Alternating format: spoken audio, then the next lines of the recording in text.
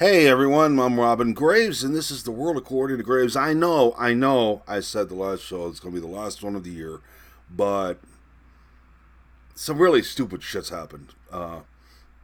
Personally, people I've met, some stupid things they've said. First off, I want to say something though. Toby Allred, thank you, man. I want to say thank you to a good friend of mine. Made you look, Toby. Made you look, buddy. Anyway, Toby Allred put out a video that I have to paraphrase some of it that that really struck me. Um, the Army Navy game happened, and on video on TV or whatever, you had a couple of sailors in the background behind the camera, and the commentator do this. Now, when they did this, it was an innocent thing. Made you look. That's what it's about. This made you look. But we have some SJW who wants to jump up and start screaming, "They're white racist! That's white pride! They hate black people!" It's not white pride. It's not racist. It's not a racist thing. In fact, means okay. It means I'm fine. Everything's all right. Don't worry. I got to say it's a racist statement or a racist, hand gesture. Let's look back to the 30s to a thing called Our Gang, which turned into the Little Rascals.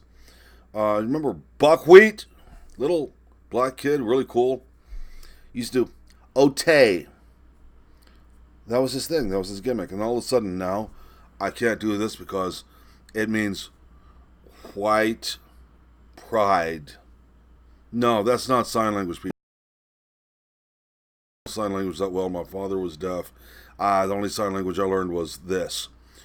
But, no, it's really gotten stupid with all of these people, these SJWs, and the things they like to say, the things they like to believe, just to virtue signal. In fact, I'm getting a little tired of virtue signaling in general. It's stupid! You're part of the herd. Start being an original person. Think for yourselves. Quit trying to be popular with the in crowd, which isn't really in. You're actually a fringe element. But this, I had to use this just to get it off my chest. I use it for a lead-in for something really stupid, a little personal experience here. I got a neighbor who's a little afraid of me now. She decided she wanted to run her mouth off the other day, talking about how she's all for Planned Parenthood, how wonderful Planned Parenthood is, and how Planned Parenthood does this, does that, does the other. And if it weren't for Planned Parenthood, women wouldn't have, wouldn't get the treatments they need for women's problems. I'm a guy. I have guy problems, I guess. Makes me a horrible person. She's also the same kind of person that says that I shouldn't have an opinion because I'm a straight white male. And straight white males aren't allowed to have opinions because they're wrong. They've subjugated everybody. So I turned around and told her, well, you know what? You need to get your shit straight, get an education, and work your way up to the top like every other white person is, and maybe you can subjugate somebody. But that didn't go over too well. But I want to address her little thing about Planned Parenthood and how she praises Margaret Sanger. By the way, our friend Hillary Clinton got the Margaret Sanger Award, and she said and bragged about how she praises Margaret Sanger too, and how Margaret Sanger was a brave woman and she did such good things. But as I begin, I want to let you know I've actually yesterday did some research. Actually called a few Planned Parenthood office things here in Atlanta, Georgia, in this area here. There are several. None of them offered anything other than birth control and abortions. They denied having anything to do with breast exams, women's health issues, anything other than having to do with stopping or terminating pregnancies. So all this shit you're hearing from all these politicians about, well, Planned Parenthood offers women's health services. No, they don't. They never did. They were never meant to. Oh, and did you also know, here in Atlanta, you look it up yourself, most of the Planned Parenthood offices things and abortion clinics, who work with Planned Parenthood are in black neighborhoods or black areas of the city. I found that rather strange till I did a little more research about Margaret Sanger. And I found a lot of quotes by her. And we're going to read some today. I'm going to let you know exactly what kind of person Margaret Sanger was, and the people who support her, what kind of people they are. So, guys, bear with me. This is going to be the last one for this year. I promise you that. We're going to come back in January with some new stuff. I'm not going to talk today about the lack of impeachment that's happening, the lack of evidence, the lack of intelligence that's happening about the whole thing. But we're going to talk about this. I will get back to the more political side of things probably in January. But anyway, for this, hold on, one more thing. A little sippage, got my Mountain Dew here. My voice is doing pretty good today, but just in case. Pardon me. Let me put that up here where it's not going to hurt anybody. I hate for a cat to knock it off. We're being besieged by cats again. Anyway, quote number 1 by Margaret Sanger. Quote number 1. And you can look these up. I will even give you who they were, information as I go along with them. But from my view, I believe that there should be no more babies. This was an interview with John Parsons in 1947. Yeah, the woman was a hateful bitch. No more babies. You guys shouldn't have children. Nobody should have children, according to her. Kind of reminds me of Dr. Kellogg believing there should be no more sex. Number 2, and I like this one a lot. The most merciful thing that a large family does to one of its infant members is to kill it. This is from Women and New Race, New Race, Chapter 5, The Wickedness of Creating Large Families in 1920. You don't believe me? Look it up yourself. It's right there. She said it. She did it. Buy the book, whatever. I don't give a rat's ass. Number 3, we don't want the word to go out that we want to exterminate the Negro population. Letter Dr. Clarence J. Gamble, December 10th, 1939, page 2. You can't get much more specific. Jeez. Yeah, now, those of you saying she's not a racist, here's something. Here's something really interesting. I accepted an invitation to talk to the women's branch of the Ku Klux Klan. I was escorted to the platform, was introduced, and began to speak. In the end, though, through simple illustrations, I believed I had accomplished my purpose. A dozen invitations to speak to similar groups were preferred. Margaret Sanger, an autobiography published in 1938, page 366. Yeah. You guys praise Margaret Sanger, you racist bitches out there, I tell you. Here's another one. I think the greatest sin in the world is bringing children into the world that have diseases from the parents, that have no chance in the world to be a human being practically. Delinquents, prisoners, and all sorts of things just marked when they're born. That, to me, is the greatest sin that people can and will commit. Interview with journalist Mike Wallace, 1957. The woman was all about eugenics. She was all about creating a master race, getting rid of anything that she considers to be inferior. So, yeah, imagine this. A lot of us who have predetermined genetic disorders, problems that will pop up in our lives, should be killed at birth, should be aborted. I find this very insulting, considering the fact that Toby Major Luck, that I have diabetes and heart trouble. Okay, so I would have been aborted right away. Anyway, here's another one. This is one that's kind of interesting. The most serious of our time, the most serious evil of our times is that of encouraging the bringing into the world of large families. The most immoral practice of the day is breeding too many children. Margaret Sanger, Women and the New Race, 1920. Chapter 5, The Wickedness of Creating Large Families. She has a lot of balls talking about morality. This is a woman who wanted to kill babies and the unborn and get rid of anybody who she didn't agree with, and she wants to talk about morality. Yeah, she would have been a great politician. Jesus Christ. Number 7. Eugenics without birth control seems to us a house built upon the sands. It is at the mercy of the rising stream of the unfit. Margaret Singer, 1919, Birth Control and Racial Betterment, the Birth Control Review. Birth control and racial betterment. What more can be said?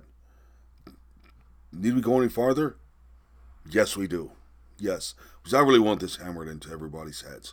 I want everybody to know what this bitch is about.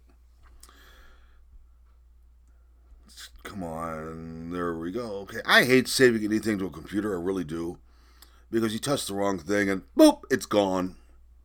Anyway, number 8. As an advocate of birth control, I wish to take advantage of the present opportunity to point out that the unbalance between the birth rate of the unfit and the fit, admittedly the greatest present menace to civilization, can never be rectified by the inauguration of a cradle competition between these two classes. This is Margaret Sanger, 1921, The Eugenic Value of Birth Control Propaganda, The Birth Control Review, page 5. Are we getting a picture yet, people? Are we getting a picture yet? Let me get this going over here. Number 10, no more children should be born when the parents, though healthy themselves, find the children are physically or mentally defective. Margaret Singer, 1918, when should a woman avoid having children? Birth Control Review, November 18th, 6th, and 7th. Margaret Singer, it's insane. This woman was nuts.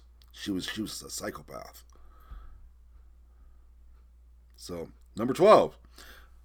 We got plenty of these folks, so stick around. No woman shall have the legit right to bear a child, and no man shall have the right to become a father without a permit of parenthood. Wow! Margaret Singer, America Needs a Code for Babies, Article 4, March 27th, 1934. Yeah, okay, how about all the Democrats out there who think Margaret Singer's a great person, have 12 kids they can't feed? Yeah, imagine. Think of the hypocrisy. Wow. So, go to 13. Lucky 13. Toby, major luck.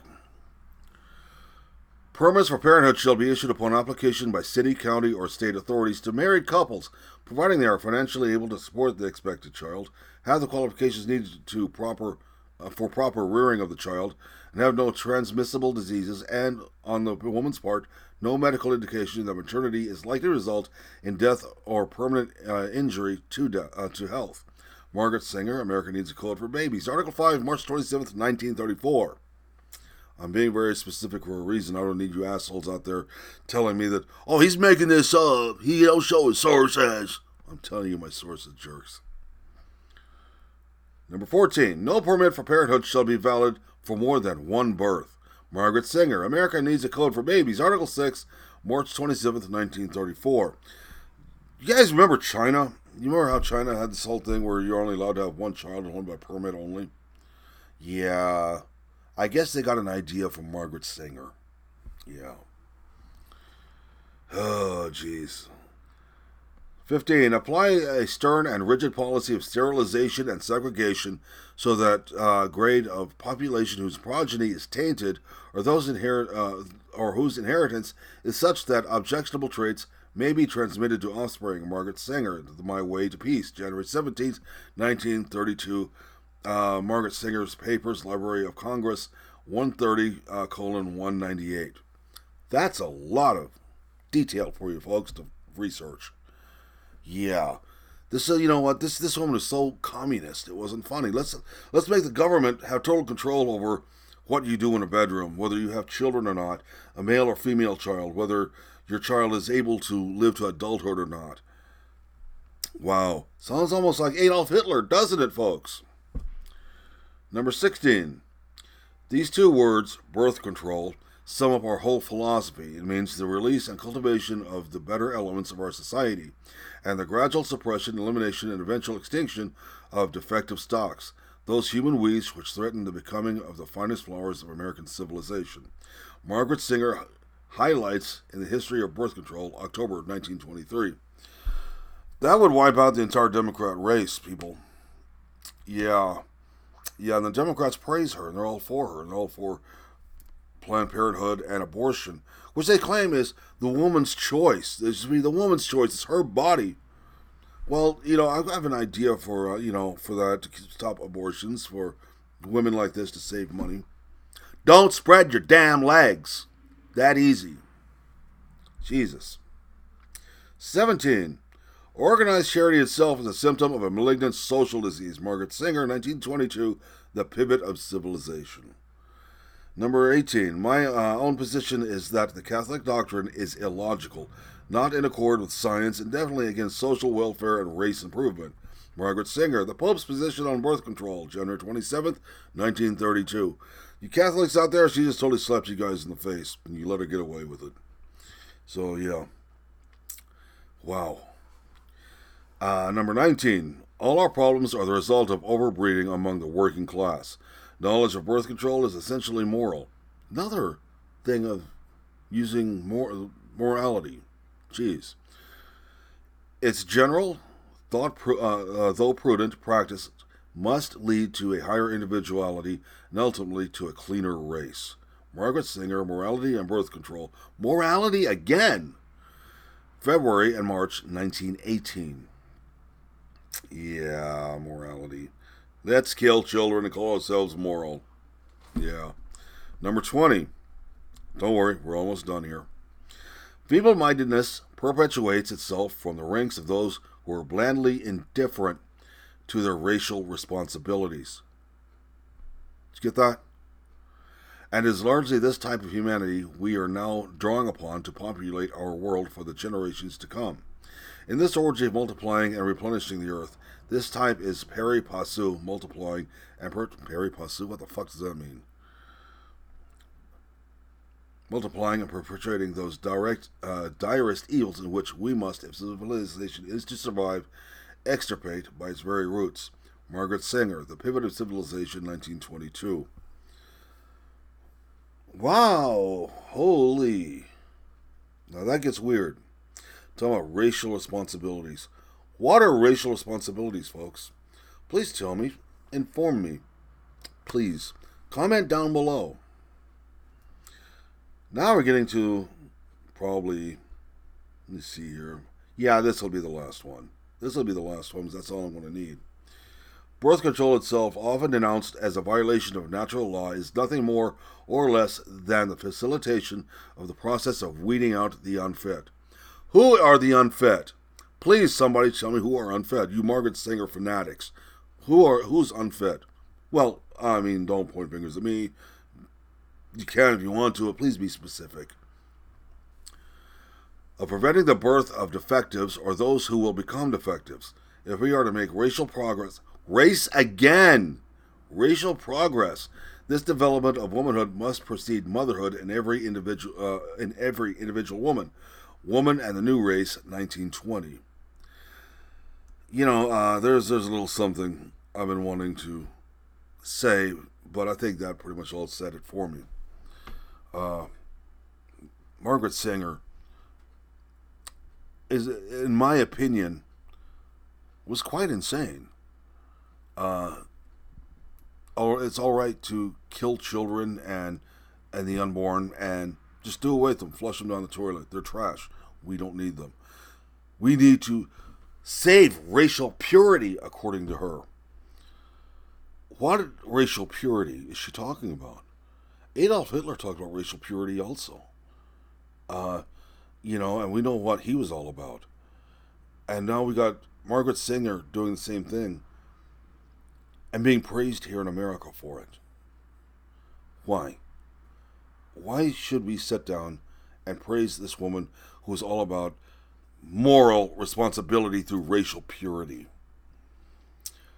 Like I said earlier on, Planned Parenthood are located primarily in black areas for a reason. It's by design. Margaret Singer didn't like the black race. In fact, I don't think she liked anybody. Didn't like children. I don't think she liked anybody but herself. And people praise her. I mean, SJWs run around talking about how wonderful Margaret Singer is. Democrats are sitting around talking about how great abortion is. It's the woman's choice. Everyone should have the right to kill off their children if they want to. I don't, then they want to talk about morality, how people like me who think for themselves are immoral. I don't know what to think about that. I honestly don't. The words for it escape me. Uh, it really, I don't know what to think. You know, uh, people praise Margaret Sanger, but they denounce people like me. Uh, they denounce entire areas of the population because they're saying we're immoral, but the person they claim to be moral was a psychopath. Makes you think about some of these people's thought processes. Evidently, they think just like Margaret Singer, and they're kind of insane, or they just like everybody, like a lot of SJWs and a lot of people on the left, don't know what the hell they're talking about. They'll sit there and parrot everything that they're told by their media masters, MSNBC, CNN, and I'm about ready to tell Fox News kiss my ass. All right, I don't even read the Drudge Report anymore either. You know, uh, it's gotten stupid. They will sit there and tell you what to think. I mean, MSNBC has said our job isn't to report news. Our job is to tell you what to think. CNN will be go. Oh, cat. Yes, the scrud. CNN will sit there and report something, be caught up on lying their ass off. Then they'll turn around and say, "Oh, we're not news. We're entertainment." But they claim to be fair and balanced news. You know, and what's really sad is people will parrot everything these people say. They do no research. They don't care. You know, but guys, before I get too damn depressed, Toby made you look about this mess. I'm gonna call you guys, call it off. Today. This is end. I'm gonna wrap this up. This is an education. This is what I call the wrap up, where I try to find a way to end this without sounding like a total retard, and I often fail. But yeah, I'll catch you guys in January. I promise you that. Um, I need to take a couple of weeks away from everything for anyway. It's been pretty nuts. Uh, uh, there's nothing against this. I really love doing this. It's my way of dealing with things, and it's my way to actually talk to a few people. I get very little company at all. I really don't go anywhere. Um, I can't do crowds. I really can't do small groups of people. You know, I am going to answer a question here. I had a couple people message me asking me what is wrong with me since I made comments about my health problems, and I'm going to let you guys know. To them, uh, AJ 63 and Miranda Knight. Um, I hope you're watching this. I'm going to answer this one time only. I have chronic heart failure, um, and I have diabetes and Zellner-Ellison syndrome. On top of that, I have raging PTSD. I have severe anxiety and depression. Uh, I can't deal with things. I can't deal with people. I don't like crowds. I don't get to go out and eat or anything. Not only for dietary restrictions, but I have to leave. I can't deal with being around a lot of people or being in enclosed places. I'm, uh, I've seen a counselor for it. I am labeled as disabled due to the heart problems and the PTSD. So I hope that answers. Well, let me explain why this is really messing with me. This started in my 20s, my mid 20s. The anxiety and everything did, and I did the wrestling thing. I had to snap into character to be able to go out, and when I come back to the locker room, I didn't want to go back out, but oftentimes I had to, and it just got worse over the years. Uh, about 2 years ago, it started getting really, really bad. Um, it got to where I couldn't even I couldn't go to a grocery store. I couldn't go shopping. I couldn't. I had to leave. I couldn't breathe. I was panicking. I was scared. I didn't know what was wrong. It's undescribable. I can't tell you what. Really tell you what it was like. Um, it was. Let me get this turned off. There we go. Before it decides to start beeping at me. Um, I've never exactly been a people person. Um, I you know I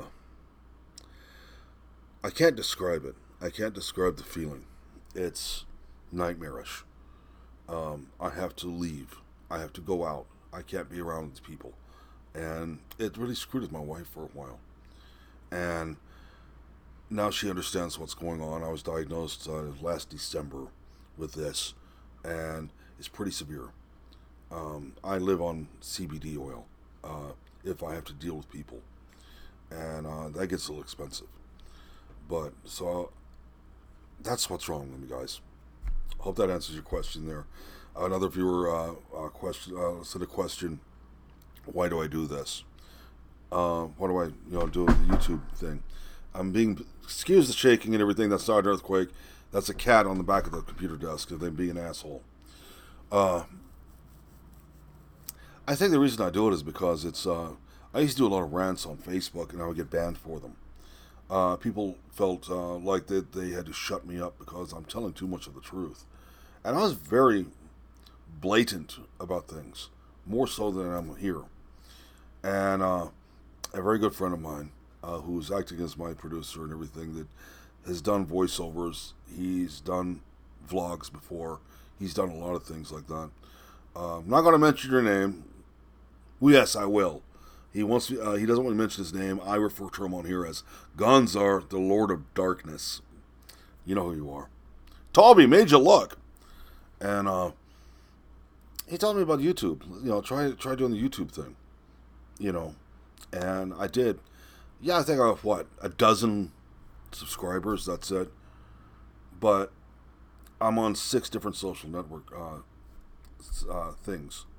Uh, and I have a lot of people who do watch these, and a lot of fans. I've actually had met people here in the Atlanta area who have actually seen these, and actually had a guy come up to me and shake my hand and say thank you for being an alternative news source.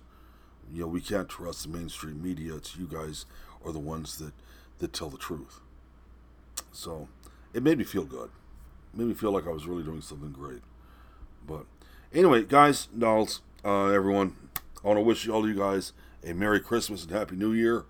I will see you in January. Thank you for everything this past year. Every one of you mean the world to me. If you've got something to say, question, whatever, put it down, man. It may take me a few days to answer it, but I will answer it. I will always answer a question. I will always appreciate any comments you do. Just be truthful. I love every one of you guys. Be good. I'll catch you later, and talk hard. Always. Peace.